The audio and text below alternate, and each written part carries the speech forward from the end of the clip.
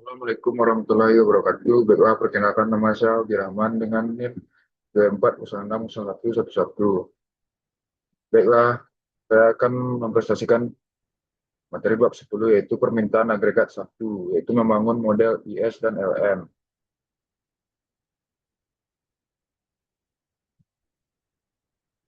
Model IS-LM merupakan model yang menjelaskan keseimbangan ekonomi dalam jangka pendek. Model ini menggabungkan dua pasar utama dalam perekonomian, yaitu pasar barang atau kurva IS, dua pasar uang atau kurva LM. Seperti ini kurvanya, pergeseran permintaan agregat. Kita masuk kepada pokok bahasan. Eh, Pasar barang dan kurva IS berpotongan Keynesian. Menurut Keynes, depression terjadi karena rendahnya permintaan agregat atau bukan dari sisi penawaran seperti konsepnya aliran klasik. G2, sehingga untuk mengatasi masalah ini, cara yang dilakukan adalah dengan menaikkan agregat demand atau AD dengan intervensi pemerintah, yaitu menaikkan government spending. Model yang akan kita gunakan untuk mengembangkan AD ini adalah model ISLM.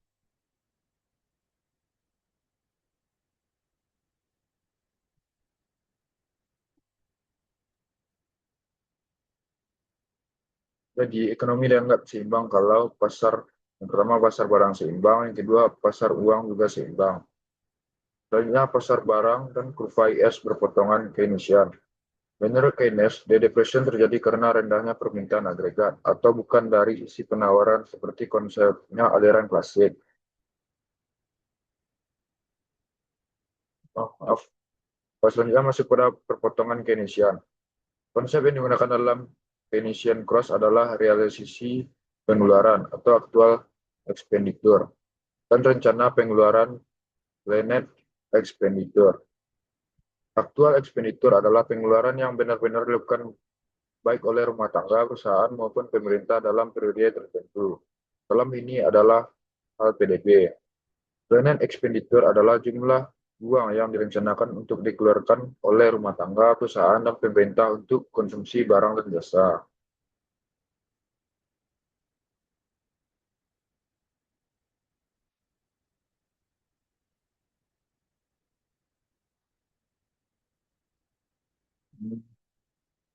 Menurut Keynes, krisis ekonomi atau depresi terjadi karena permintaan agregat atau AD-nya rendah, bukan karena masalah produksi.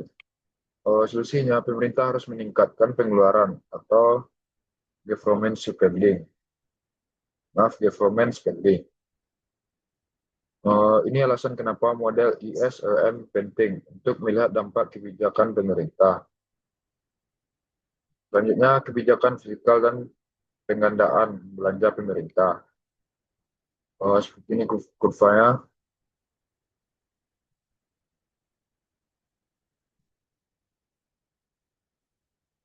Konsep dasarnya dalam pendekatan Keynes.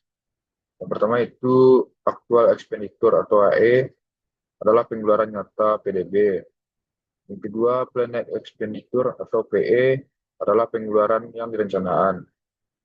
Keseimbangan yang terjadi saat ini yaitu AE sama dengan PE. Selanjutnya kita masuk pada kurva IS.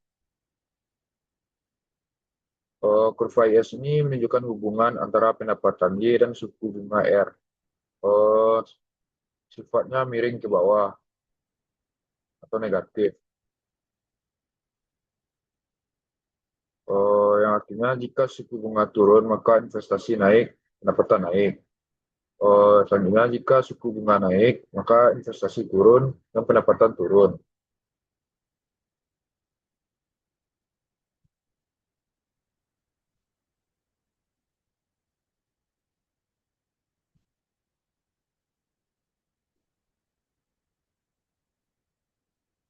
Bagaimana kebijakan fiskal menggeser kurva IS?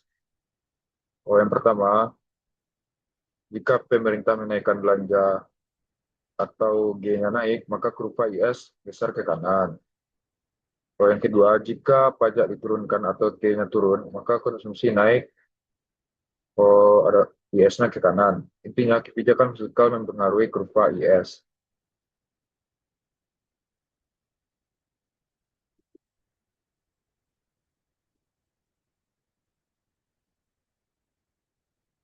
Oh, interpretasi dana pinjaman dari kurva IS.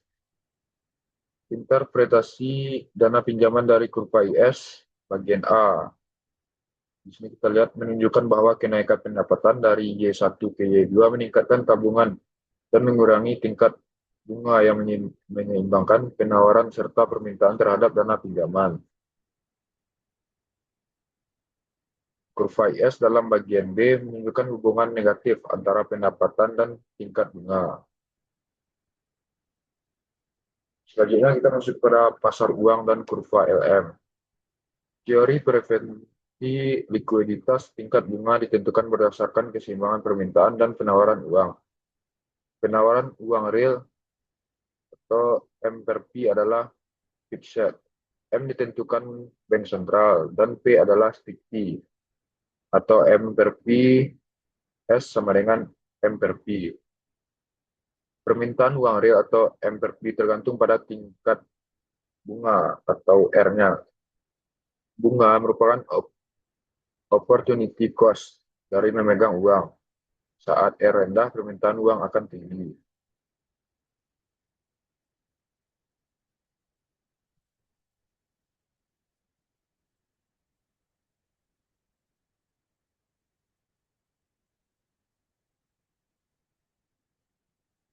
Selanjutnya kita masuk pada teori preferensi likuiditas.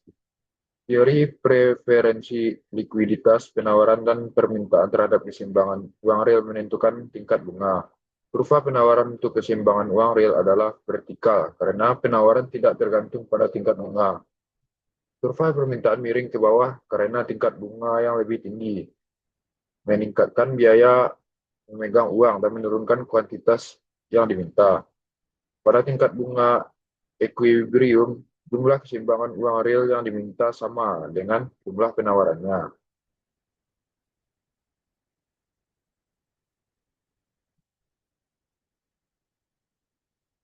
Penurunan jumlah uang beredar dalam teori preferensi likuiditas jika tingkat harga tetap. Penurunan jumlah uang beredar dari M1 ke M2 mengurangi penawaran keseimbangan uang real. Karena itu, tingkat bunga equilibrium naik dari R1 ke R2. Ini kita dapat lihat garisnya naik dari R1 ke R2.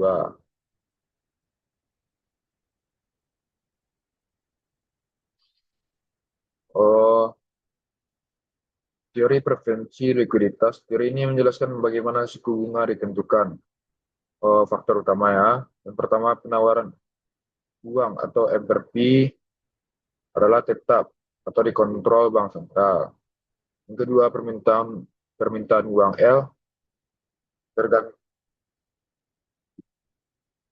tergantung pada pendapatan atau Y dan suku bunga atau R.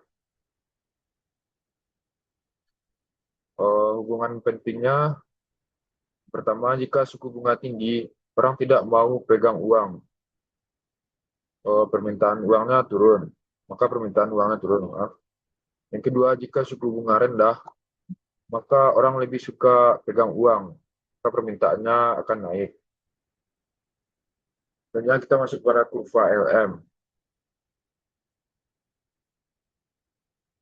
Kurva LM menunjukkan hubungan antara pendapatan atau Y dan suku bunga R. Sifatnya miring ke atas atau positif.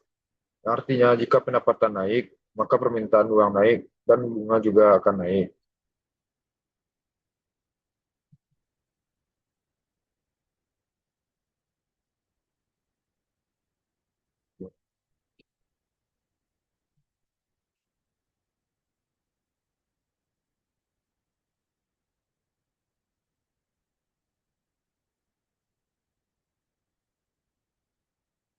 Artinya pergeseran LM. Jika jumlah uang beredar naik atau M-nya naik, LM-nya geser ke kanan dan bunganya turun. Jika uang beredar turun atau M-nya turun, maka LM-nya geser ke kiri dan bunganya akan naik. Selanjutnya, interpretasi persamaan kuantitas dari kurva LM. Liquidity and money. Persamaan dasar dalam pasar uang. M sama dengan L atau RY M sama dengan L atau RY M sama dengan L RY. Keterangannya adalah M sama dengan jumlah uang beredar, L sama dengan permintaan uang, R sama dengan tingkat suku bunga, Y sama dengan tingkat pendapatan keseimbangan pasar uang terjadi ketika jumlah uang beredar sama dengan permintaan uang.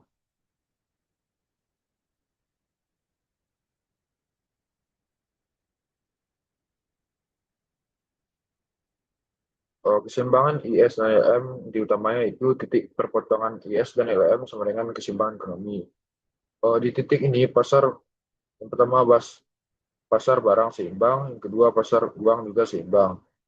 Hasilnya menentukan pendapatan nasional atau Y dan menentukan suku bunga R.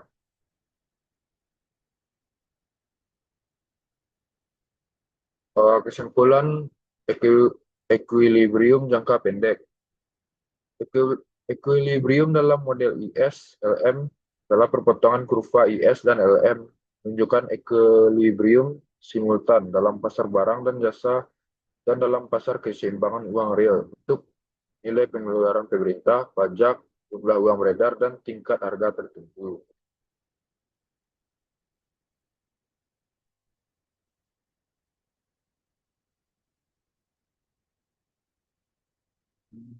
Kesimpulannya, model ISLM menjelaskan keseimbangan ekonomi jangka pendek dengan menghubungkan pasar barang dan pasar uang. Kurva IS menunjukkan hubungan negatif antara suku bunga dan pendapatan, sedangkan kurva LM menunjukkan hubungan positif. Keseimbangan terjadi saat kedua kurva berpotongan yang menentukan tingkat pendapatan dan suku bunga dalam perekonomian.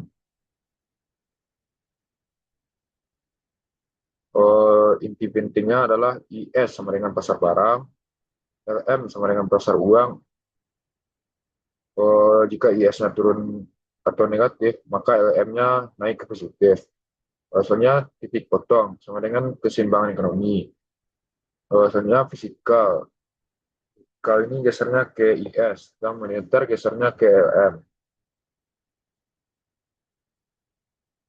Baiklah, hanya itu yang dapat saya jelaskan. Jika ada salah dan janggal, saya mohon maaf. Sekian, terima kasih.